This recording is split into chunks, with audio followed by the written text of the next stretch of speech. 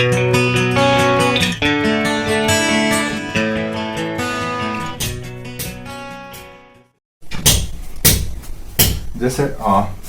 अगर आप उपनिषद की बात करते हैं कि उपनिषद होता क्या है, तो उपनिषद का हम लोग शब्दार्थ को समझ चुके थे कि उपनिषद शब्द का मतलब क्या है। ये तो आपको पता है, जो समीप में बैठ करके गुरु से ज्ञान अर्जित किया जाता है। दरअसल होता क्या है, ज्ञान के दो रूप होते हैं। नॉलेज सामान्यतः दो तरह का नॉलेज होता है। ज्ञान को हम दो भागों में बांटते हैं या वर्गों में विभाजित करते हैं। नॉलेज को, जिसको आप नॉलेज कर सकते हैं। नॉलेज दरअसल कोई हम क्रिएट नहीं करते हैं, बल्कि नेचर में वो सब कुछ इनबिल्ट है, नेचर में सब कुछ है, बस हम उसको जान लेते हैं। जब हम उसको जान लेते हैं, समझ लेते हैं, देन वो नॉलेज कहलाता है। तो नॉलेज भी दो तरह का होता है ज्ञान।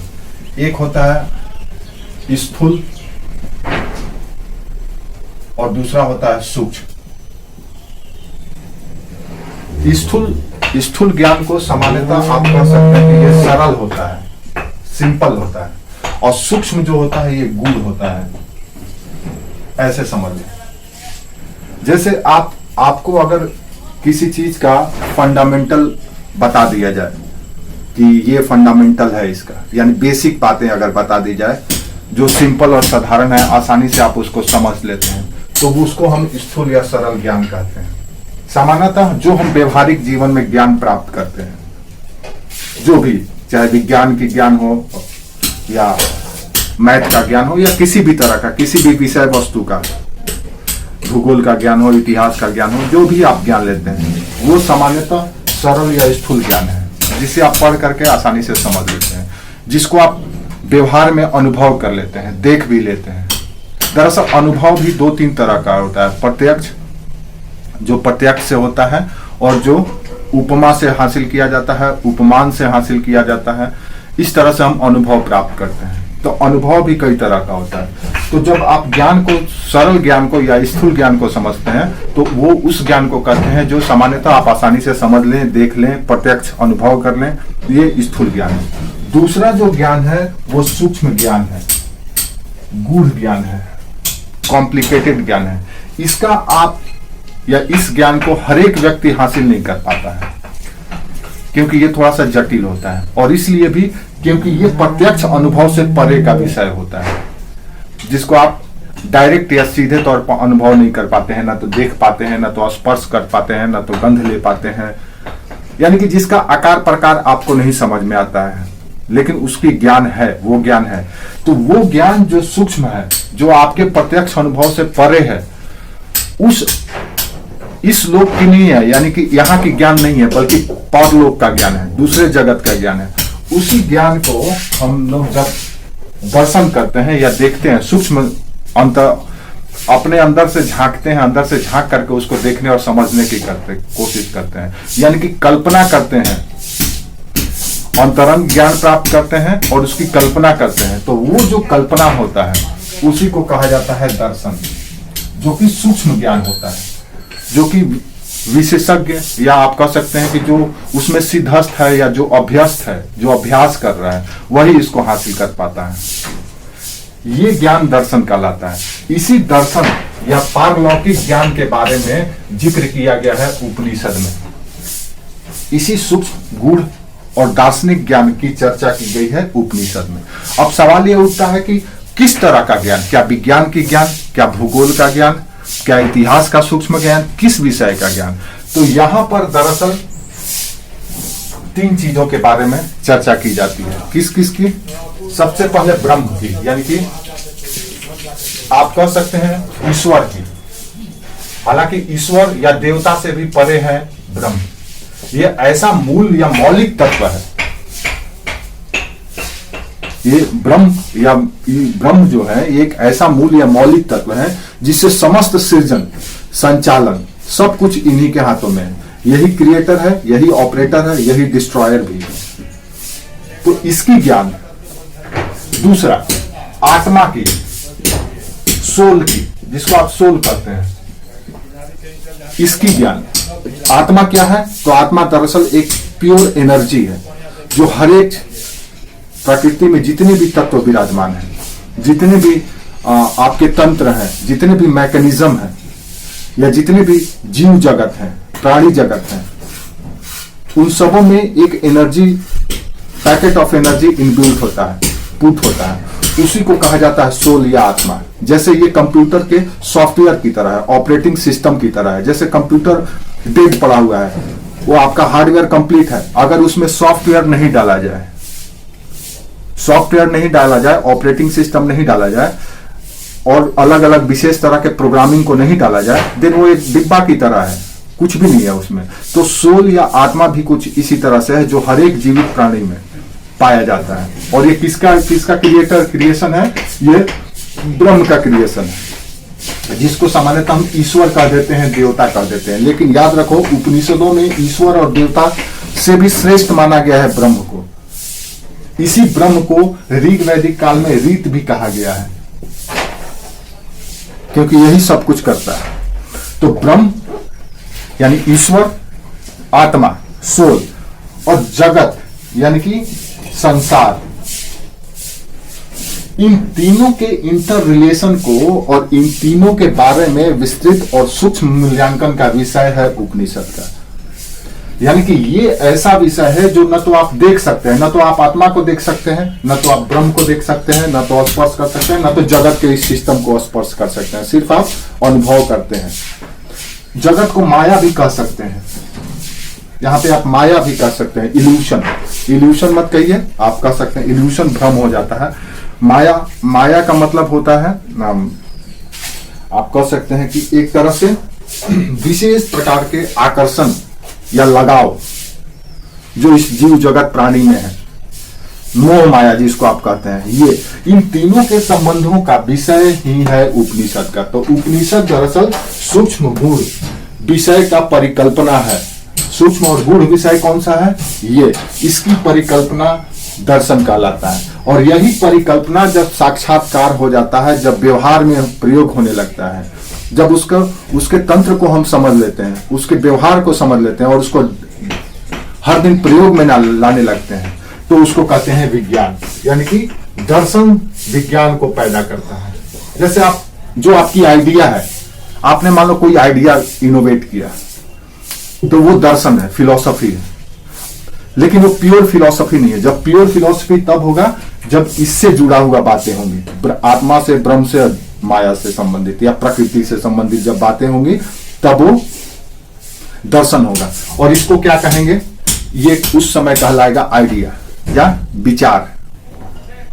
आइडिया या विचार। तो दर्शन दरअसल एक आइडिया है, किसके रिस्पेक्ट में?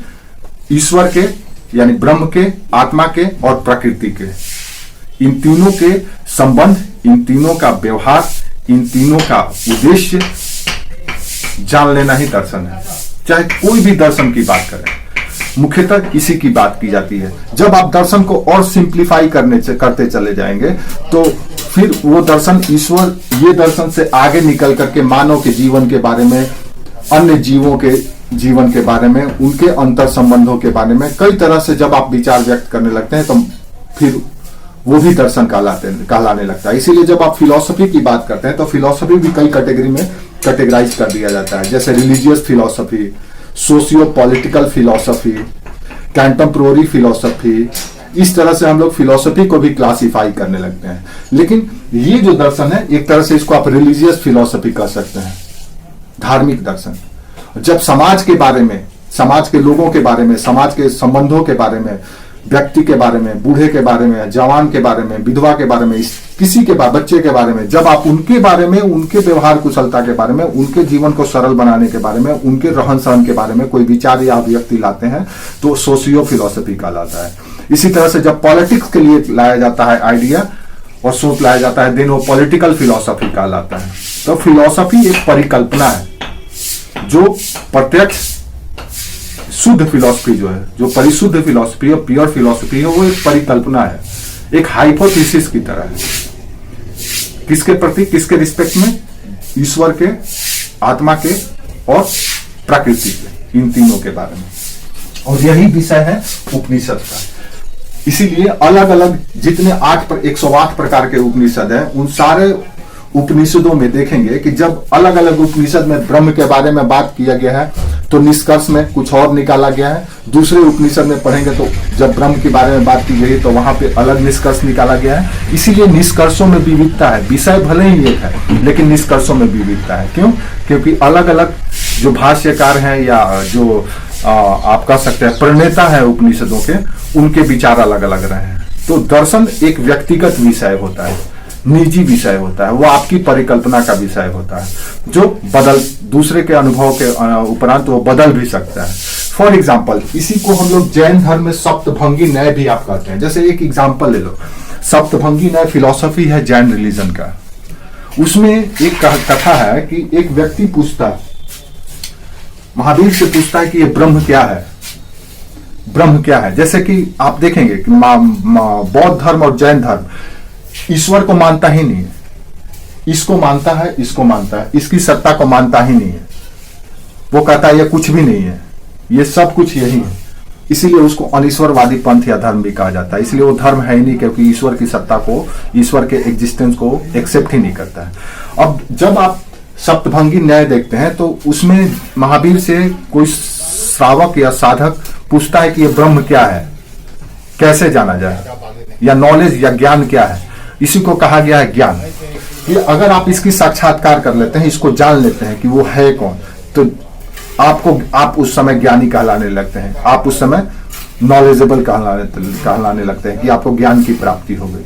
और जब ज्ञान की प्राप्ति हो गई देन आप मोक्ष या लिबरेशन पाने के स्टेज में पहुंच जाते हैं, आपको मुक्ति मिल जाएगी जिस दिन आप इसकी तत्व को समझ लेंगे तब। तो सप्तभंगी न्याय में ब्रह्म के बारे में बताते हुए कहा गया है, जब महावीर जैन से पूछा गया तो क्या है सप्तभंगी न्याय, ब्रह्म क्या है, तो वो बोले कि ठीक है हम समझा देते हैं क्या है ब्रह्म। तो उन्होंने एक हाथी को लाया, हाथी को ला करके उनके सामने खड़ा कर दिया और कहा कि अलग अलग जो सातों के सातों लोग अंधे थे, उनको कहा गया कि आप यही है ब्रह्म, छूइए, छू लीजिए, अनुभव कर लीजिए। एक अंधा व्यक्ति पूछा और बाकी लोग भी पूछे कि ब्रह्म क्या है। तो एक हाथी को ला करके खड़ा कर दिया गया और कहा गया कि आप स्पर्श कर लीजिए, ऐसा ही है ब्रह्म। तो किसी व्यक्ति ने या किसी ने हाथी का पांव छुआ तो उन्होंने बताया कि ब्रह्म खंभे की तरह है। किसी ने पूंछ पकड़ा तो उन्होंने कहा कि ब्रह्म रस्सी की तरह है। किसी ने सूंड पकड़ा तो उन्होंने बताया कि कुछ मोटे रस्सी। तो अलग अलग लोगों ने स्पर्श करके हाथी को अलग अलग तरीके से ब्रह्म को बताया। यानी कि ब्रह्म का रूप निराकार है।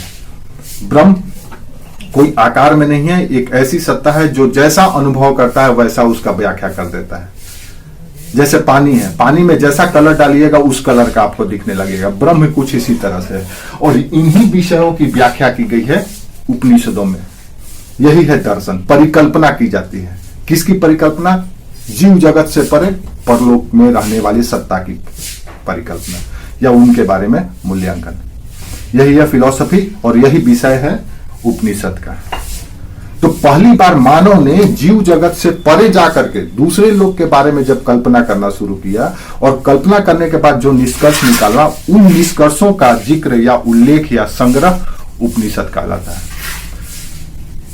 और जब हम उसी चीज को व्यवहार में लाते हैं, मान लो हमने परिकल्पना किया, आज हम मोबाइल फोन यूज कर रहे हैं, आप घर बैठे हुए हमें वीडियो में देख रहे हैं, ये कहीं ना कहीं कभी ना कभी किसी की परिकल्पना होगी, थीसिस हो, आइडिया होगी, विचार होगी, और उस विचार को हमने व्यवहार में ला दिया, प्रैक्टिकल में ला दिया, कुछ मशीन के माध्यम से, कुछ टूल्स के माध्यम से, कुछ इक्विपमेंट्स के माध्यम से और कुछ ऑपरेटिंग सिस्टम के माध्यम से या सॉफ्टवेयर के माध्यम से आज हमने इसको साकार कर दिया, स्पर्श कर सकते हैं, देख सकते हैं।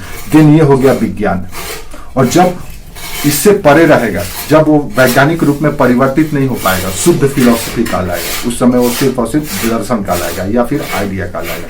तो कुल मिला जुला करके दर्शन आइडिया का चरमोत्कर्ष या आइडिया का शीर्ष दर्शन कहलाता है, विचारों का शीर्ष या चरमोत्कर्ष दर्शन कहलाता है, जिसका विषय है उपनिषद में जिसका जिक्र है। क्लियर है?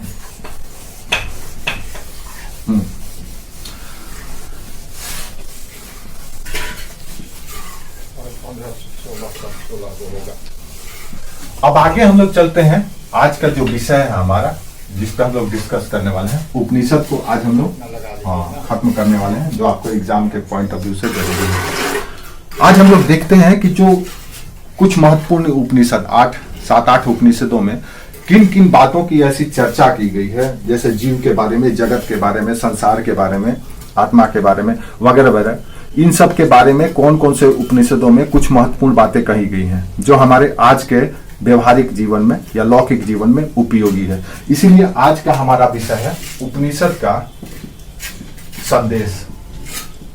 उपनिषद में क्या संदेश दिया गया, message of the Upanishad, message of Upanishad. याद रखिए, उपनिषद की रचना उत्तर वैदिक काल में शुरू हुई और उपनिषदों की रचना करने का श्रेय, अधिकतर जितने भी उपनिषद लिखे गए हैं ये ब्राह्मणों के द्वारा नहीं लिखे गए हैं, बल्कि ये क्षत्रिय शासकों के द्वारा लिखे गए हैं। आज हमारे वर्तमान समाज में कोई भी सिस्टम जो चल रहा है, जो सामाजिक धार्मिक सिस्टम या व्यवस्था चल रही है, उसकी जिम्मेवारी अक्सर ब्राह्मणों को थोप दी जाती है कि उन्होंने ही पुराणों में, साहित्यों में ऐसे लिख करके और समाज को ऑपरेट किया है। लेकिन आप देखेंगे कि अधिकतर साहित्य, जो धार्मिक साहित्य है, वो कहीं ना कहीं गैर ब्राह्मणों के द्वारा लिखा गया है, पालन किया गया है समाज के सभी वर्गों के द्वारा। इसलिए अगर कोई ये तर्क देता है कि ब्राह्मणों ने किसी सिस्टम को ला करके थोप दिया है, तो ये बिल्कुल निराधार तर्क है, क्योंकि अधिकतर साहित्यों की रचना, जो धार्मिक साहित्य है, रिलीजियस टेक्स्ट है, उनकी रचना गैर ब्राह्मणों के द्वारा की गई, नॉन ब्राह्मणों ने की है। उसमें एक एग्जाम्पल उपनिषदों का भी है। हमने बताया था कि वेद की रचना भी या लिपिबद्ध करने का श्रेय भी वेद व्यास को जाता है, जो पराशर ऋषि के संतान थे, आपको पता ही है। उसी तरह से महाभारत की रचना, रामायण की रचना, कई ऐसे ग्रंथ हैं जिसकी रचना करने का श्रेय गैर ब्राह्मणों को जाता है, रामायण को छोड़ दिया जाए तो कुल मिला जुला करके उपनिषदों की रचना का शुरुआत उत्तर वैदिक काल में हुआ, जो कि गैर ब्राह्मण को द्वारा की गई। कालांतर में उपनिषद को मध्य काल में औरंगजेब के पुत्र, औरंगजेब कह रहे हैं, शाहजहां के पुत्र दारा सिकोह के द्वारा भी किया गया। दारा सिकोह ने भी भारतीय उपनिषदों का अध्ययन किया था, वो पढ़ा था, और पढ़ने के उपरांत उसने सिर ए असरार या सिर ए अकबर, सिर ए असरार या सिर ए अकबर के नाम से भारतीय उपनिषद का फारसी में अनुवाद किया था, जो औरंगजेब का भाई था, दारा सिकोह। तो दर्शन का भाई था, जिसकी हत्या औरंगजेब के द्वारा कर दी गई थी, सर कलम कर दी गई थी, इसलिए क्योंकि ये हिंदू या सनातन संस्कृति को रिस्पेक्ट करता था, उसको प्रमोट करता था, और लिबरल था, लीनियंट था, सहिष्णु था। तो दारा सिकोह के द्वारा भी की गई। कालांतर में कई ऐसे इंटेलेक्चुअल्स हुए जिन्होंने भारतीय उपनिषद को पढ़ा और उसकी अनुवाद भी की। और ये उपाधि नहीं, उसने जिस नाम से उपनिषद का एक संग्रह तैयार किया, उपनिषद के अनुवाद किया, उसको सिर ए असरार, यहां देखो लिखा हुआ, या सिर ए अकबर कहा गया। पूछा जाता है कि वो कौन से मुगल सुल्तान था या मुगल युवराज था जिसने उपनिषदों का फारसी में अनुवाद कराया था और किस नाम से कराया था। तो सिर ए असरार या सिर ए अकबर कहा जाता है उसको। ठीक है।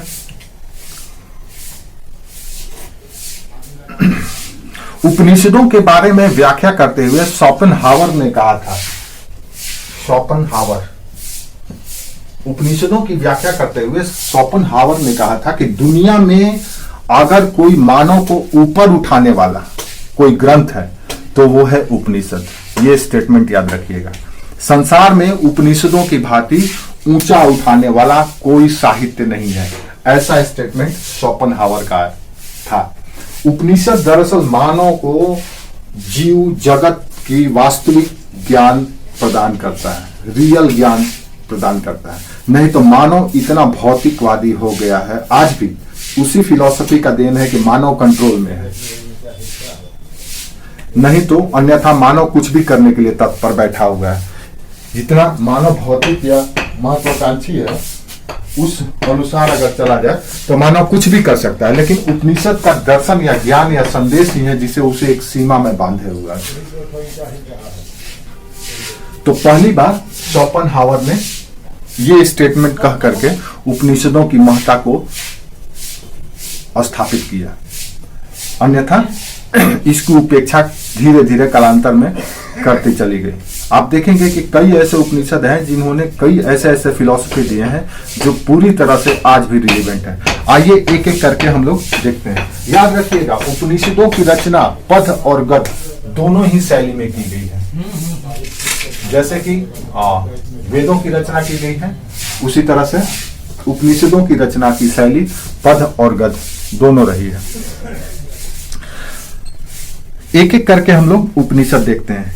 उपनिषदों का जो विषय है वो वेदांत, वेद से परे नहीं है। उन्हीं 4 वेदों के जो विषय हैं, 4 वेदों में जो विषय दिए गए हैं, उन्हीं का सूक्ष्म मूल्यांकन किया गया है जो हमारे समझ से परे हैं। जैसे हम लोग एक ही किताब पढ़ते हैं, आप बच्चों को देखे होंगे, बच्चे किताब पढ़ते हैं, उसको रट लेते हैं, लेकिन उसके भाव, उसके संदेश को समझ नहीं पाते हैं। सामान्य लोग भी नहीं समझ पाते हैं जब तक से आप उसके भाव को समझे नहीं। जैसे किताब में कोई लाइन लिखा हुआ है, हम लोग उसको पढ़ करके निकल जाते हैं, लेकिन आप जब उसका सूक्ष्म मूल्यांकन करते हैं या समझ लेते हैं, देन वो हो जाता है दर्शन, फिलॉसफी। तो हमारा जो उपनिषद का विषय है, वो उपनिषद का विषय कोई अलग विषय नहीं है, बल्कि वेदों में ही दिए गए विषयों को या क्षेत्रों पर ही सूक्ष्म मूल्यांकन किया गया है या परिकल्पना की गई है, सूक्ष्म परिकल्पना की गई है। यही विषय है उपनिषद का। इसीलिए जितने भी 108 प्रकार के उपनिषद हैं, वो कहीं ना कहीं इन्हीं 4 वेदों से जुड़े हुए हैं। इसलिए अलग अलग वेद के अलग अलग उपनिषद हैं। जैसे अगर आप ऋग्वेद के देखेंगे तो उसके 2 उपनिषद है, ऐतरेय और कौशितकी, जिसका विषय क्या है, ऋग्वेद में जो भी विषय है उसी का सूक्ष्म दर्शन करना या परिकल्पना करना। जो सामान्य व्यक्ति पढ़ करके समझ नहीं सकता है, उसकी परिकल्पना और मूल्यांकन करने का क्षेत्र है ऐतरेय और कौशितकी का, जो कि ऋग्वेद के विषय से जुड़ा हुआ है। क्लियर है? तो आइए चलते हैं, अब हम लोग उपनिषद की संदेशों को देखते हैं और कुछ अन्य महत्वपूर्ण बातों को देखते हैं। उपनिषदों में सबसे बड़ा बृहदारण्यक उपनिषद है और सबसे छोटा मांडुक उपनिषद है।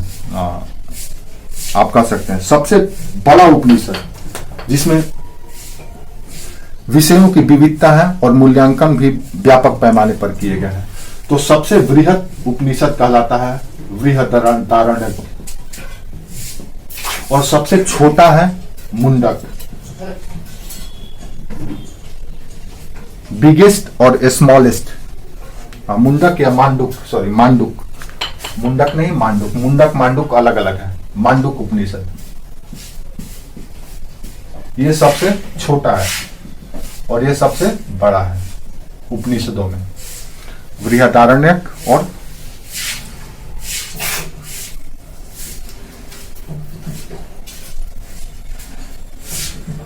सबसे प्रारंभ में लिखा गया उपनिषद बृहदारण्यक और छंदोग्य है, जो शुरू में लिखा गया है। सबसे प्राचीन उपनिषद की अगर बात करें तो बृहदारण्यक और छांदोग्य है, और सबसे लास्ट में लिखा गया या सबसे अंत में लिखा गया उपनिषद है वो है मैत्रेयी। ये सबसे अंतिम उपनिषद है, सबसे लास्ट में लिखा गया है।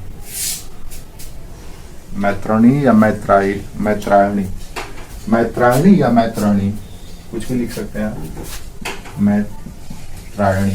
मैत्रायणी भी लिख सकते हैं। ये सबसे लास्ट में और ये सबसे पहले। अब आइए देखते हैं कुछ महत्वपूर्ण उपनिषद और उनके संदेश या उनमें जिक्र किए गए महत्वपूर्ण बातों को।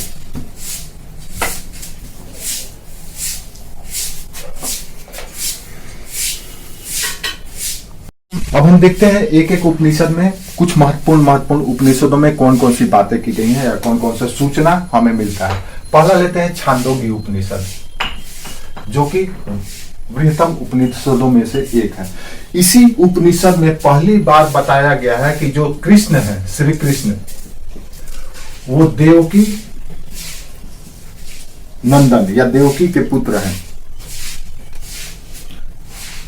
इसी में बताया गया है कि कृष्ण देवकी और वासुदेव के पुत्र हैं, और कृष्ण के जो गुरु हैं वो अंगिरस हैं। छांदोग्य उपनिषद से ही पता चलता है। छांदोग्य उपनिषद से ही हमें यह पता चलता है कि जो श्री कृष्ण थे या श्री कृष्ण हैं वो देवकी वासुदेव के पुत्र और घोर अंगिरस के शिष्य थे। घोर अंगिरस के शिष्य थे।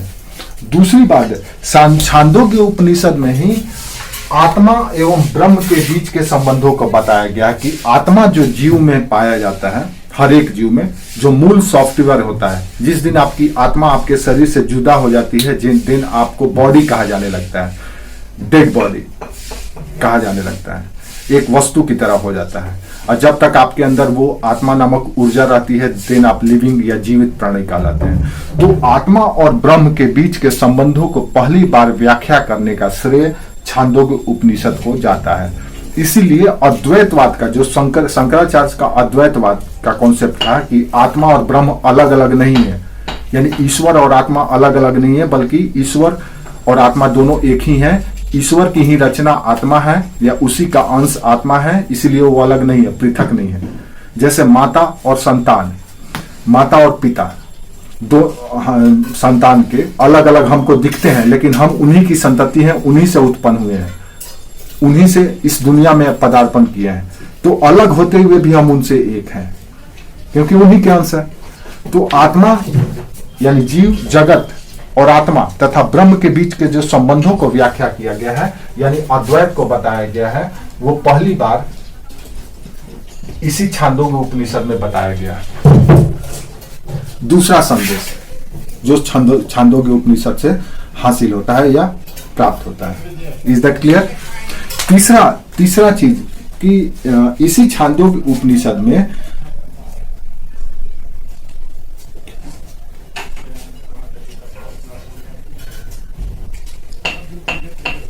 जाबाल की प्रथा जो थी, जाबाल की प्रथा दरअसल एक ऐसी प्रथा थी जिसमें कोई स्त्री या कन्या का कई लोगों के साथ अंतरंग संबंध होता था।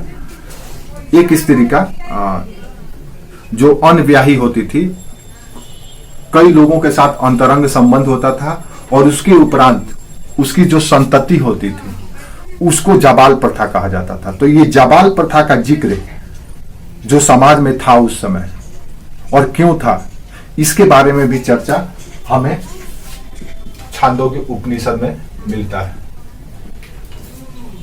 एक स्त्री यानी आप कह सकते हैं अनब्याही मां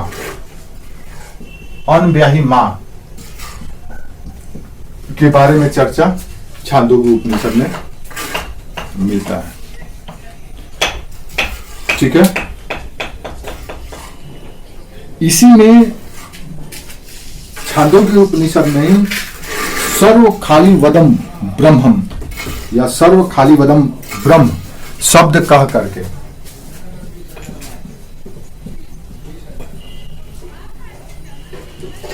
सर्व खाली वदम ब्रह्म, ये टर्म भी छांदोग्य उपनिषद में ही मिलता है। इसका तात्पर्य यह है कि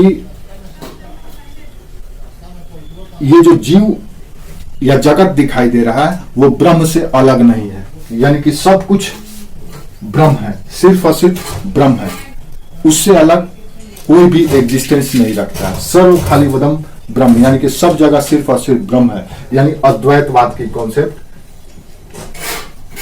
आप यहां से देख सकते हैं। आत्मा और ब्रह्म के बारे में, संबंधों के बारे में, और सर्व खाली वदम ब्रह्म। जैसे शंकराचार्य का एक स्टेटमेंट था, अहम ब्रह्मास्मि, हम खुद ही ब्रह्म हैं, यानी कि ईश्वर या देवता हमसे अलग नहीं है, बल्कि हमारे अंदर ही है, क्योंकि हम भी उन्हीं की रचना है, हम उन्हीं के अंश हैं। ये सारे के सारे कॉन्सेप्ट आपको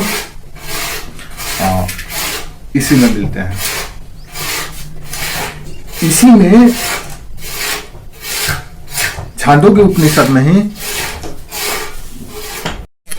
छांदोग्य उपनिषद में दूसरी जो महत्वपूर्ण सूचना मिलती है वो धर्म के 3 स्तंभ या धर्म के 3 पिलर के बारे में बताया गया कि धर्म किसको कहते हैं। इसी छांदोग्य उपनिषद में धर्म के 3 स्कंध या 3 पिलर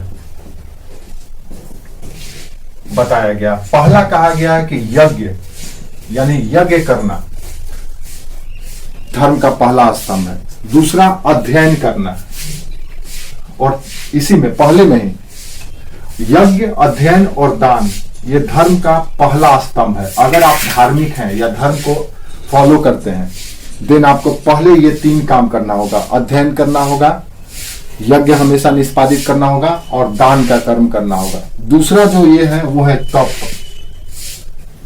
तप ही होना चाहिए। और तीसरा है वो है ब्रह्मचर्य, ब्रह्मचारी।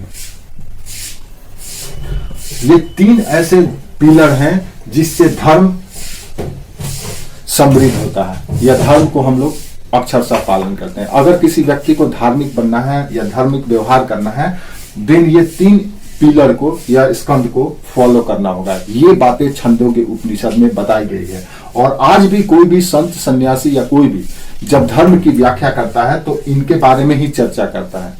ब्रह्मचर्य के बारे में, तप के बारे में। तप का मतलब होता है डिवोशन।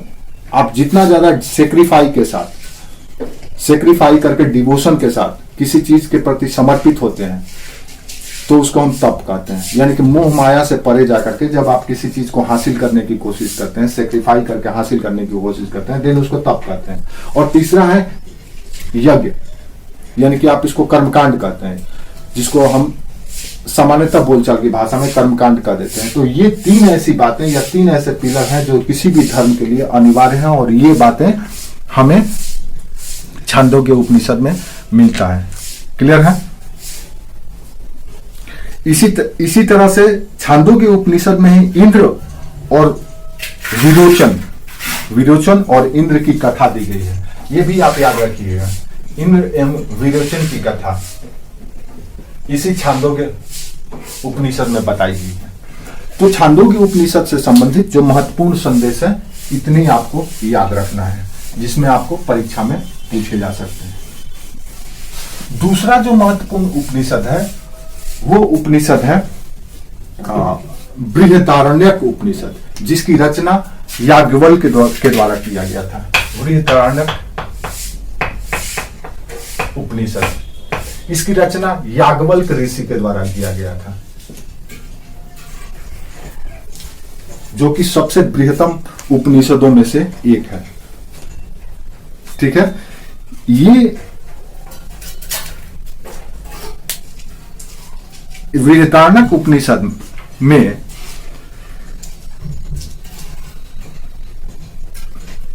राजा विदेह राजा जनक, जो जहां के सीता थी, विदेह राजा जनक के सभा में याज्ञवल्क्य ऋषि शास्त्रार्थ के दौरान आत्मा और ब्रह्म के बारे में व्याख्या किया था। बृहदारण्यक उपनिषद में ही ये बात पता चलता है कि जो याज्ञवल्क्य ऋषि थे वो राजा विदेह राजा जनक के दरबार में इसी याज्ञवल्क्य ऋषि के द्वारा आत्मा एवं ब्रह्म के बारे में विचार व्यक्त किए गए थे कि आत्मा क्या है, ब्रह्म क्या है, आत्मा और ब्रह्म के बीच में संबंध क्या है। ये बातें बृहदारण्यक उपनिषद में दी गई है। इसी उपनिषद में याज्ञवल्क्य और गार्गी के बीच में, गार्गी जो कि आपको पता है कि वेदों की ऋचाओं की रचनाकार भी थी, विदुषी जो थी, वेरी गुड, विदुषी जो थी। तो याज्ञवल्क्य और गार्गी के बीच में जो वार्ता हुआ था या संवाद हुआ था, या आप कह सकते हैं कि शास्त्रार्थ हुआ था, उसमें उसकी चर्चा यहीं से मिलता है। याज्ञवल्क्य गार्गी संवाद बृहदारण्यक उपनिषद में उल्लेखित है। याज्ञवल्क्य गार्गी संवाद। तो 2 महत्वपूर्ण बातें आपको बृहदारण्यक उपनिषद से सुनने को या जानने को मिल जाता है। ठीक है? इसी तरह से इसी उपनिषद में, बृहदारण्यक उपनिषद में ही आत्मज्ञान के बारे में भी चर्चा किया गया है। याज्ञवल्क ने बताया है कि आत्मज्ञान क्या होता है, कैसे होता है, ये सारी बातें बृहदारण्यक उपनिषद में मिलता है। तो ये 3-4 महत्वपूर्ण बातें आपको बृहदारण्यक उपनिषद के बारे में जाननी चाहिए, जो आपसे पूछा जा सकता है। याज्ञवल्क गार्गी संवाद, आत्मज्ञान के बारे में, ब्रह्म और आत्मा के बारे में याज्ञवल्क के विचार, ये 3 ऐसी बातें, राजा विदेह जनक के बारे में, ये 4 ऐसी बातें हैं जिसकी जानकारी आपको बृहदारण्यक उपनिषद से मिल जाता है। अब तीसरा जो महत्वपूर्ण है वो है तैत्तिरीय उपनिषद। तैत्तिरीय उपनिषद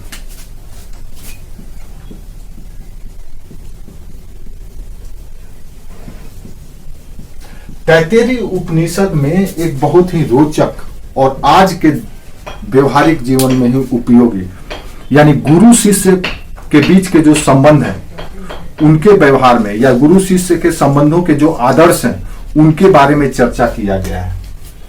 गुरु शिष्य संबंधों के आदर्श तैत्तिरीय उपनिषद में मिलता है। आज भी जब आप किसी कॉन्वोकेशन प्रोग्राम में जाते हैं या दीक्षांत समारोह में जाते हैं तो जो बातें बोली जाती है या आदर्श वाक्य जो होते हैं वो इसी तैत्तिरीय उपनिषद से लिए गए हैं। यानी गुरु और शिष्य के बीच कैसा संबंध होना चाहिए, क्या आदर्श होना चाहिए, क्या नैतिकता होना चाहिए, क्या पैरामीटर होना चाहिए, इसके बारे में चर्चा आपको तैत्तिरीय उपनिषद में मिलता है। और आज भी जिस कॉन्वोकेशन प्रोग्राम या दीक्षांत समारोह में हम शामिल होते हैं, जिन आदर्श वाक्यों की चर्चा की जाती है वो कहीं ना कहीं छांदोग्य उपनिषद से ही प्रेरित होता है। ठीक है, इसी तरह से एक और है ऐतरेय ब्राह्मण। ऐतरेय ब्राह्मण के लिए इतना ये चीज याद रखिएगा। नेक्स्ट है ऐतरेय उपनिषद। ब्राह्मण नहीं, उपनिषद, ऐतरेय उपनिषद। अब आपसे पूछा जा सकता है कि गुरु शिष्य संबंधों की व्याख्या किस उपनिषद में की गई है, या दीक्षांत समारोह या कॉन्वोकेशन प्रोग्राम में जो ये किया जाता है, संदेश दिए जाते हैं या जिसके जो आदर्श वाक्य होते हैं वो कहां से लिए गए हैं, तो वो तैत्तिरीय उपनिषद थे। नेक्स्ट है ऐतरेय उपनिषद। ऐतरेय उपनिषद में सृष्टि की उत्पत्ति के बारे में बताई गई है कि ये सृष्टि की उत्पत्ति कैसे हुई है, और ये बताया गया है कि सृष्टि की उत्पत्ति आत्मा एवं ब्रह्म से हुई है।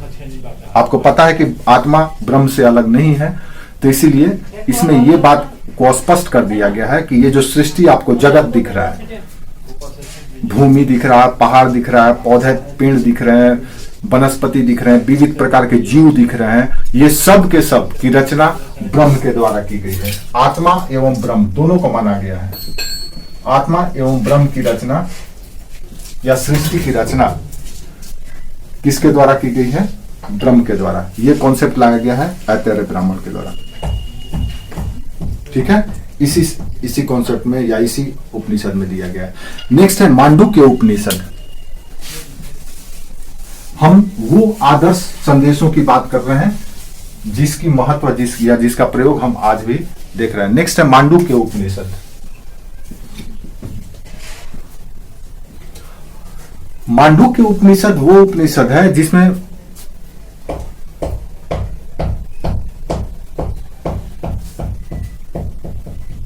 ब्रह्म क्या सगुण और निर्गुण दोनों ही रूपों की व्याख्या की गई है। जैसे हम जानते हैं कि ब्रह्म निराकार है, निर्गुण है, जिस पर कोई गुणों का आरोपण किया ही नहीं जा सकता है, वो सभी गुणों का जननी है, वो निर्गुण है। किसी कोई एक विशेष गुण उसमें नहीं है या कई विशेष गुण उसमें नहीं है, बल्कि असीमित अपरिमित गुण है उसमें, जिसकी हम और आप कल्पना भी नहीं कर सकते हैं। गुण का मतलब है कई तरह के गुण होते हैं। जैसे व्यक्ति में कई तरह के गुण होते हैं, हंसमुख होता है, गंभीर होता है, वाचाल होता है, वाक्पटु होता है, इंटेलेक्चुअल होता है, बुद्धिमान होता है, पता नहीं किस किस तरह के, फिजिकली एक्टिव होता है। कई तरह के हर एक व्यक्ति में लॉयल होता है, उदार होता है, दयावान होता है, सहयोगी होता है, प्रेमी होता है, पता नहीं क्रूर होता है, हिंसात्मक होता है। हर एक तरह का गुण व्यक्ति में पाया जाता है। अलग अलग व्यक्ति में अलग अलग गुण पाए जाते हैं। तो ईश्वर के जो गुण की कल्पना करते हैं कि ईश्वर में कौन से गुण हैं, तो जब हम कोई खास विशेष गुण की आरोपण कर देते हैं कि ईश्वर दया है, प्रेमी है, तो दूसरी ओर हमको निष्ठुरता भी दिखाई देता है, क्रोधी भी दिखाई देता है, तो ये भी गुण उसमें है। तो जब आप किसी गुण विशेष से किसी व्यक्ति को या किसी भी जीव को आरोपित कर देते हैं कि फलना में यही यही गुण है, तो वो सगुण कहलाता है। और जब सारे गुणों से वो परे होता है तो वो निर्गुण कहलाता है। तो ईश्वर या ब्रह्म की कल्पना मांडुक्य उपनिषद में सगुण और निर्गुण दोनों ही रूपों में किया गया है। अगर कोई, जैसे कि कई ऐसे धर्म हैं, जैसे कि इस्लाम है या कोई और भी जो रिलीजियस है, जिसमें ईश्वर को निर्गुण माना गया है, जिसका निराकार माना गया है, जिसका कोई आकार नहीं है, जैसे सूफिज्म है, तो ये सब ईश्वर या ब्रह्म की कल्पना निर्गुण करता है। हमारे यहाँ या सनातन संस्कृति में दोनों ही कल्पना की गई है, सगुण की भी और निर्गुण की भी। तो ये दोनों के दोनों कॉन्सेप्ट आपको मांडुक्य उपनिषद में मिल जाता है। तो अब अगर कोई कहे कि निर्गुण की कल्पना इस्लाम की देन है, सूफिज्म की देन है या गैर सनातन संस्कृति की देन है, तो वो गलत है, क्योंकि मांडुक्य उपनिषद में ये दोनों ही गुणों की चर्चा की गई है और विस्तृत वर्णन किया गया है। क्लियर है? इसी तरह से एक और है मंडुक उपनिषद या मुंडक उपनिषद। मांडुक्य और मुंडक ये दो अलग अलग उपनिषद है। नेक्स्ट है मुंडक उपनिषद।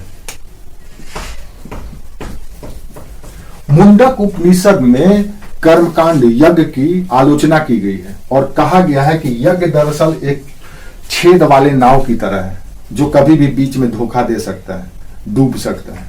यह मुंडक उपनिषद का बहुत बड़ा कुठाराघात है कर्मकांडी सनातन धर्म पर। ये यज्ञ को या इस तरह के जो भी रिलीजियस प्रैक्टिस है उसको डिनाई करता है, उसको वो इग्नोर करता है, उसको प्रमोट नहीं करता है। तो मुंडक उपनिषद में कर्मकांडों को उद्देश्यहीन या निराधार बताया गया है और यह कहा गया है कि यज्ञ जो है एक टूटी हुई नाव की तरह है। यज्ञ को टूटी हुई नाव कहा गया है। यह अक्सर सवाल पूछा भी जाता है कि किस उपनिषद में यज्ञ को टूटी हुई नाव कहा गया है। यह मुंडक उपनिषद में कहा गया है। यह सनातन संस्कृति के जो कर्मकांडीय प्रथा थी उस पर कुठाराघात करने का प्रयास किया गया है। इसमें भारत का जो राष्ट्रीय उद्घोष है सत्यमेव जयते, सत्यमेव जयते इसी उपनिषद से लिए गए हैं। आज अक्सर आप देखते होंगे भारत का राष्ट्रीय उद्घोष है, बोला जाता है कि सत्यमेव जयते, सत्य की हमेशा जय होती है या सत्य का हमेशा विजय। ये कहां से लिया गया है? ये यहीं से लिया गया है, सत्यमेव जयते। ये आदर्श वाक्य या उद्घोष यहीं से लिया गया।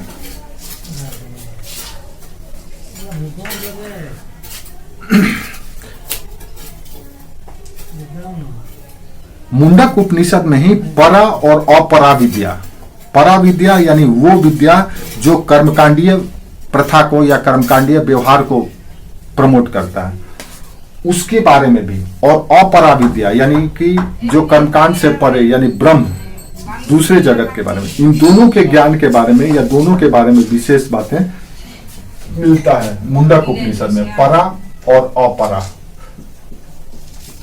परा का मतलब है इस जगत से संबंधित और अपरा का मतलब है परलोक या उस जगत से संबंधित जो ज्ञान है, वो दोनों के बारे में चर्चा आपको मुंडक उपनिषद में मिलता है। यानी कि मुंडक उपनिषद से 3 महत्वपूर्ण संदेश मिलता है। यज्ञ की आलोचना की गई है, जो कर्मकांड प्रधान वैदिक धर्म था उसकी आलोचना की गई है और उसके जगह पर एकमात्र ब्रह्म की सत्ता को स्वीकार किया गया है और कहा गया कि सत्य ही ब्रह्म है और सत्य ही हमेशा विजित होता है।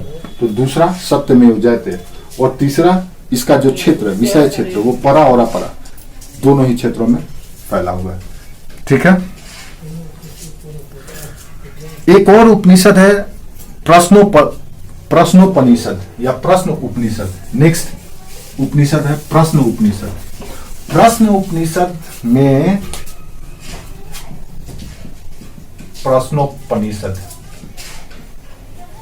या प्रश्न उपनिषद में सृष्टि की रचना के 5 महाभूत या पंच तत्व जिसकी बात करते हैं हम लोग, क्षितिजल पावक गगन समीरा, ये पंच महाभूत या पंच तत्व की कल्पना इसी प्रश्नोपनिषद में किया गया है। अब अगर कोई कहे कि ये बात कहां से उभर करके आया कि सृष्टि की रचना इन्हीं 5 तत्वों से हुई है, तो याद रखिएगा ये बात पहली बार प्रश्नोपनिषद में बताया गया है। ये पंच महाभूत हर एक चीज में पाए जाते हैं। जिसकी बात या पंच तत्व की बात जो कर रहे हैं वो हर एक वस्तु में, हर एक सृजन में पाया जाता है। मानव से लेकर के निर्जीव, इसमें भी पंच महाभूत है। आपके मोबाइल भी पंच महाभूत से बने हुए हैं, आप भी स्वयं पंच तत्वों से ही बने हुए हैं। तो ये जो पंच महाभूत या 5 बेसिक एलिमेंट हैं, इसके कॉन्सेप्ट प्रश्नोपनिषद से लिया गया है और यहीं पर पहली बार इसकी जिक्र की गई। नेक्स्ट है कठोपनिषद। एक और उपनिषद है कठोपनिषद। कठोपनिषद में भी एक बड़ी रोचक बात दी गई है। कठोपनिषद में यम और नचिकेता, यम यानी यमराज, यम और नचिकेता की संवाद, क्यों मृत्यु होता है, क्यों लोग जन्म लेते हैं, आत्मा क्या है, ब्रह्म क्या है, ये सारे सवाल के संवाद, यम और नचिकेता संवाद कठोपनिषद में मिलता है कि यमराज कैसे नचिकेता से वार्तालाप किए थे और सारे रहस्यों को उद्घाटित किए थे। इसकी चर्चा आपको कठोपनिषद से मिल जाता है। इसी तरह से स्वामी विवेकानंद ने जो एक आदर्श वाक्य प्रचारित किया था या अपनाने के लिए प्रेरित किया था, उत्तिष्ठत जागृत वरानि बोधत, ये वाक्य भी इसी उपनिषद से लिया गया है। तो स्वामी विवेकानंद के आदर्श वाक्य लिखते चलना है। स्वामी विवेकानंद के आदर्श वाक्य उत्तिष्ठत, उत्तिष्ठत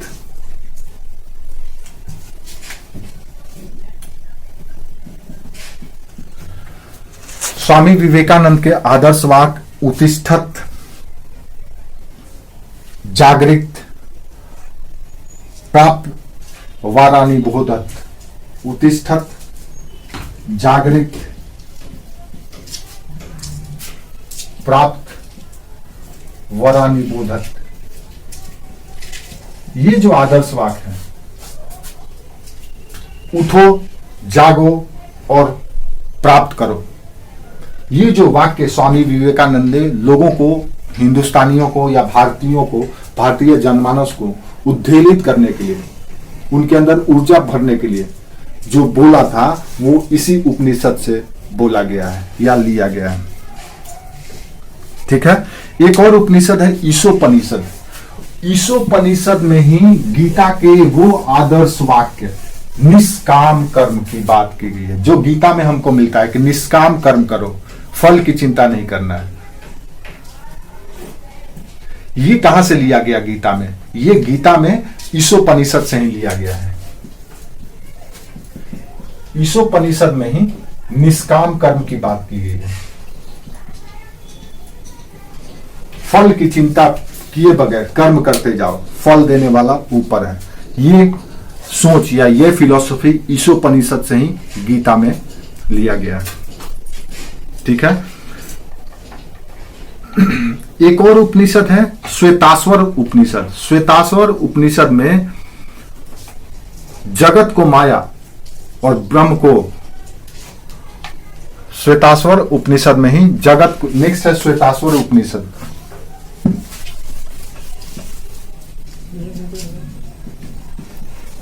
श्वेताश्वर उपनिषद, इसमें जगत को माया और ब्रह्म को सत्य माना गया है। जगत मिथ्या ब्रह्म सत्यम, संसार जो है मिथ्या है, भ्रम है, और जो ईश्वर है या ब्रह्म है वही सत्य है। ये बात है श्वेताश्वर उपनिषद में दिया गया है, ब्रह्म सत्यम। अब अगर आपसे कोई पूछे कि जगत मिथ्या ब्रह्म सत्यम का वाक्य या उद्घोष किस उपनिषद में किया गया है, तो ये श्वेताश्वर उपनिषद में किया गया है। ठीक है।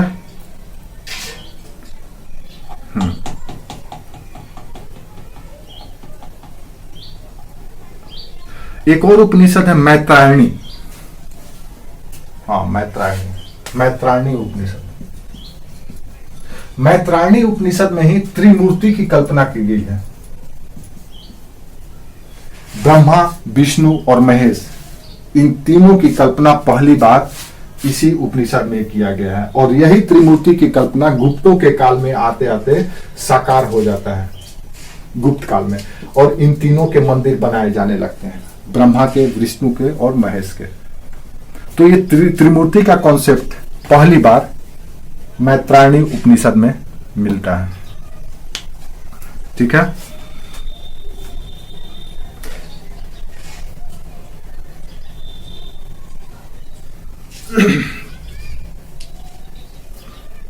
एक और उपनिषद है केन उपनिषद। केन उपनिषद में यह बताया गया है कि ईश्वर भी या देवता भी ब्रह्म को नहीं समझ पाते हैं। यानी कि ब्रह्म एक ऐसे तत्व है या ऐसा सृजन करता है जो सबसे ऊपर है, जिसको ईश्वर भी नहीं समझ पाते हैं। हम सामान्यतः आम बोलचाल की भाषा में ब्रह्म को समझाने के लिए यह कह देते हैं कि वो ईश्वर है। लेकिन केन उपनिषद में यह बताया गया कि ब्रह्म का वास्तविक ज्ञान या ब्रह्म के बारे में रियल नॉलेज ईश्वर को भी नहीं है। यानी कि ब्रह्म ईश्वर से भी परे है, ईश्वर से भी श्रेष्ठ है। ऐसी बातें केन उपनिषद में की गई है। तो आखिरी उपनिषद जिस पर हमको याद रखना है कोड, यह है केन उपनिषद, जिसमें यह कहा गया कि ब्रह्म का ज्ञान ईश्वर को भी नहीं है।